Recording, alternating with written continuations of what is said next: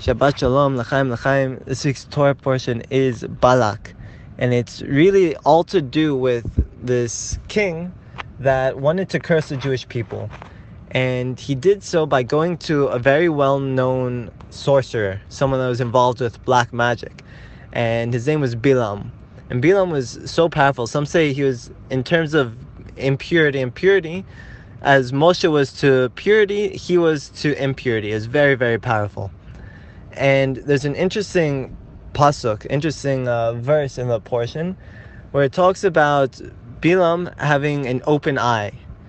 And the reason that it's explained like this, there are many mafarshim, many explanations of it, but Rashi says that this open eye means that he was blind in one eye. Like he was actually missing an eye, so it was an open cavity, I suppose.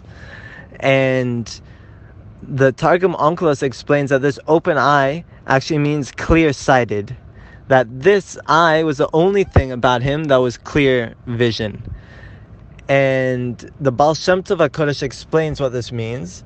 He says that Balaam was completely impure. So focused, every limb of his body was involved in black magic and sorcery, that every part of him was tuma, was impurity. Except for this missing eye where he was blind. That was the only part of him that was able to see purity. That was the only reason he was able to have prophecy, was because one little limb in his body, this missing eye, this blackness that he saw, was unable to be impure.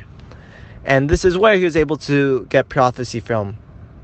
Now, Balak takes him to 3 different places, and each place he's trying to look at the Jewish people's camp in a different way. And I heard this from Rav Pinson, who explains that what he was trying to do was to look at the Jewish people with Ayin Hara. That was his ability, that was his power. And the Maharal